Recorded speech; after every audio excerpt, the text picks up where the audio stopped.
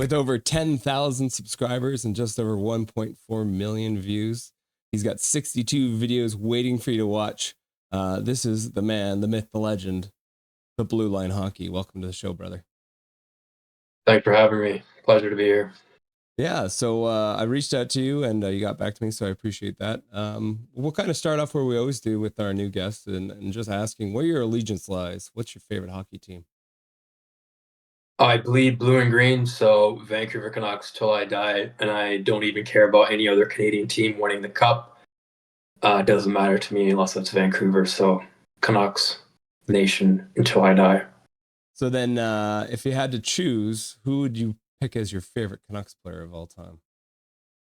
That's a good question. Growing up, I never really was the type to idolize players, but if I had to pick a favorite, it would be Marcus Naslund. I did have his name in my childhood email address growing up. I feel like everyone has a silly email address growing up. So Naslund growing up, and then when I was a teenager, definitely the Sedins, and now I would say my favorite player is probably the greatest Canuck of all time, Coy News.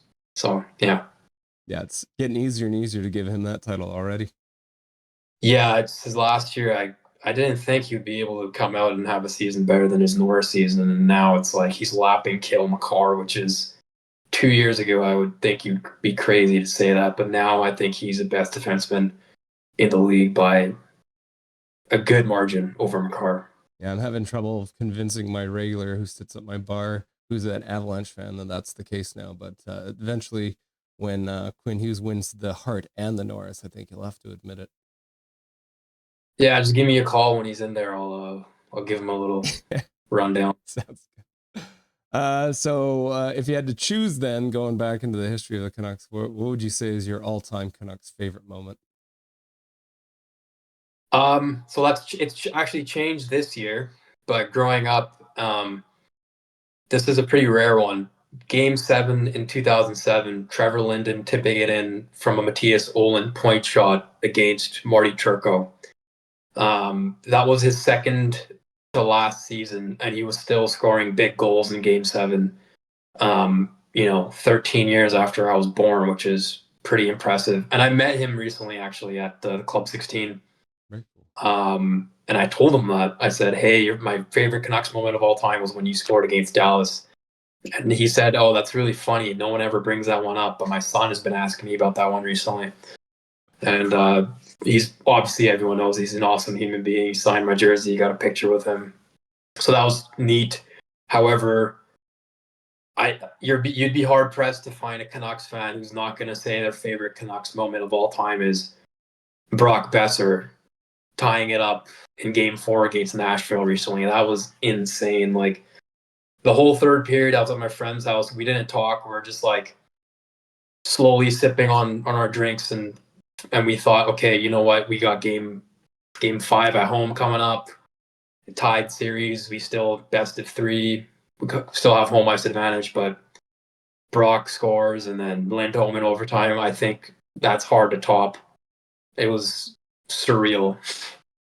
Yeah, definitely one of the greatest moments, one of the greatest performances by a goal scorer for sure, with Brock Besser tying that up. And even with the Nashville Predators hitting the post just before that too, made the drama even higher. Yeah, definitely. Yeah.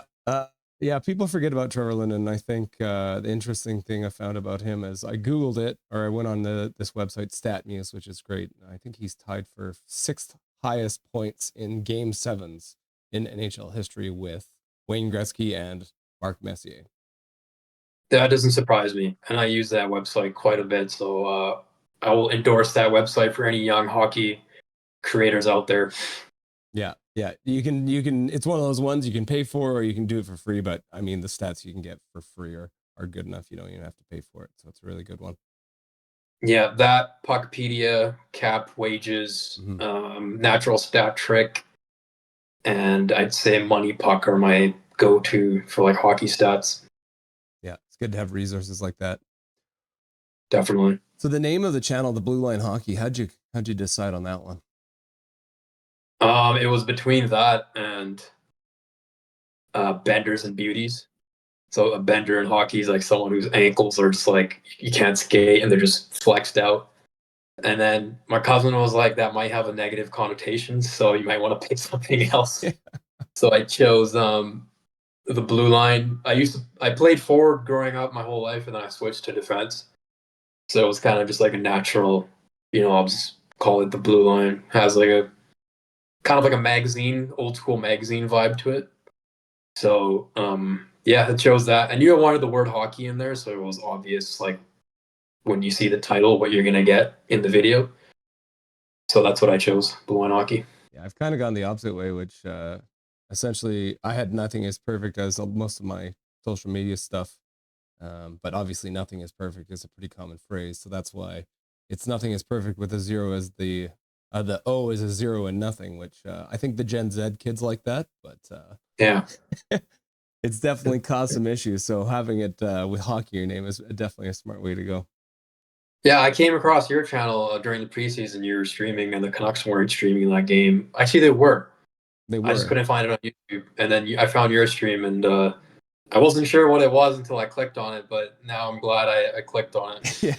Well, it was good luck for me. It was I had just literally started streaming hockey games during the preseason, and it turned out the Canucks website had been giving a lot of people troubles.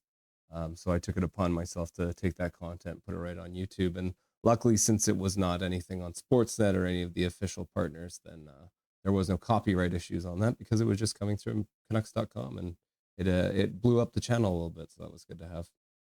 Yeah, you'd think a billion-dollar organization would have that figured out, right? Yeah, yeah. I mean, we That had and the amount of potato wedges they give you yeah. at the triple in the arena. Yeah, I think we had people watching from Kyrgyzstan and Japan and South Korea, just like all over the world, people who just couldn't get their hands on the content. So we provided a service that day, and I benefited from it. So I'll take it as a win. Yeah, that's my favorite part about being a YouTuber is the international reach. I'm not really popular in Russia right now. I made some comments about Gulag in Siberia, so I apologize for that. But Boston, I'm hated in Boston quite a bit because I made a video that was pretty biased about the 2011 finals. But what did you expect? I'm a Canucks fan. It's been what has it been 13 years, and we're all still a little bitter about. I'm still bitter about '94, and so what does that say about me? Ages you a little bit, but It does, doesn't it? yeah. So you mentioned you played hockey.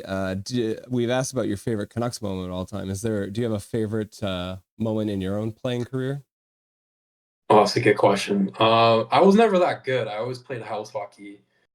But I feel there's one that sticks out. We won the house championship in Surrey in 2011. It was a pretty tight final. 1-0 game. A family came out. It was cool to win in front of them. Our coaches, I probably shouldn't say this, but they grabbed us some beers after, even though they will remain unnamed. Let's Yeah. just say that. There's that, but also there's a tournament when I was younger. We were down like 3-0, semifinal of the tournament. My line mate and I just decided to put the team on our back. I scored 2, he scored 2, including the game winner, and that was a pretty awesome moment coming back from down 3-0. So those are the two that stand out. Very cool. Very cool. Yeah, I think it's fun when we have people on here that have also played the game because some people never got the chance to do that. But it's always good to hear what everyone else experienced playing growing up and stuff like that. And it's funny because my co-host on the Rusty and Dusty Sideshow is my old defensive partner from back in the day when we played roller hockey out in Langley. So it's kind of fun how that all works out. Yeah, that's awesome. But I mean, it was roller hockey, so I was a defenseman, but really I wasn't a defenseman. He was back there trying to make sure nobody could score on us while I was running around behind the other team's net. Oh, you were a rover pretty much. Yeah, exactly. They need to bring that position back, the rover. Yeah. I feel like Quinn Hughes is a rover, though. He's not really a defenseman. He's not really a forward. I mean, he's more of a defenseman, but he can do it all. Yeah. They might have to bring back the old international ice if they want to add another person to the rink, I think. Yeah, sure. So, what was the inspiration behind starting your channel on YouTube? Ooh, that's a good question. I long story short, I wasn't really happy with I was working a labor job. Didn't like it. I was working 2 jobs actually. Wasn't really happy with where I was in life, and I knew that I had a passion for the sport, and I always wanted to get into hockey media in some capacity. I just didn't want to go the formal route of doing the 2 years in school for the diploma at BCIT or anything like that. So I felt at the time YouTube was my best option. A lot of trial and error, but eventually I got my channel part of the YouTube partner program. And I'd slowly just been chipping away, refining my content. And now I feel like I'm at the point where I love what I do. I love doing it. It's not full time yet. I still have other loose ends that I need to tie up. But pretty much came out of a dissatisfaction with where I was in life, but also like a passion, real passion for hockey. It's one of the things that's from my childhood is still everlasting. You know how like you're a kid, you love like I don't know, Dragon Ball Z or anime or like play or like video games and things like that. Mm-hmm. For me, the only thing that's been constant is hockey and my love for the sport, and I've been able to capitalize on that. And I haven't really looked back, and really excited about the content that's coming up here in 2025. I just graduated recently, so I will be putting out regular content. I had a little 5 to 6 week break there, Mm-hmm. but really excited moving forward now. Yeah, I did notice there was because obviously if you check out the channel, like I said, you got 62 videos on there that are available. Most of it started off being Canucks stuff, but I did notice in the last few months there was a shift towards more historical documentaries about different events that have happened in hockey in various like international and even in Canucks history. What caused that change to a kind of a different breed of content creation? I have a cousin actually who he's advised me on certain things, content and whatnot, topics, and he suggested to me, hey, like you should try like a longer format type of video because I was making a lot of like 4 or 5 minute videos reacting to, let's say, the news or games or free agency as well. And they were doing all right, but he advised me, if you want to take your channel to the next level, try doing like an iceberg kind of video. Mm-hmm. So, and that was the first true long format video I did. It was about the Canucks and the Boston Bruins finals. So I started off, it was iceberg style. So just start off with the tip of the iceberg, what everyone knows, and you go deeper and deeper, eventually till I got to the fourth level of the iceberg, into the abyss, which was all the conspiracies about, Tim Thomas and the illegal pads and the fixes in. And I kind of like went back and studied like case law and the judge's ruling, and I kind of break down how no, he wasn't cheating. And I just enjoyed that entire process, the creative process, the research, coming up with a story, writing it, recording it. But also I was like utilizing resources that I have access to. I was using like my university database to go back and look at old books and old cases and like newspaper articles, and the whole process was really fun, and also it really resonated with the viewers. So after that, I kind of decided to pivot towards long form content, keeping people entertained.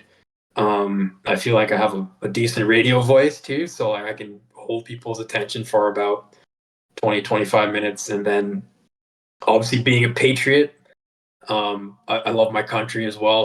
And now we got international hockey coming up, so I thought I'd prime people with some old school stories about the Soviets and how they beat us and how we lost in 98 and 06 and how we can learn from all that and move forward. Um, yeah. So Team Canada, Canucks, that's probably the type of content you'll see on my channel moving forward.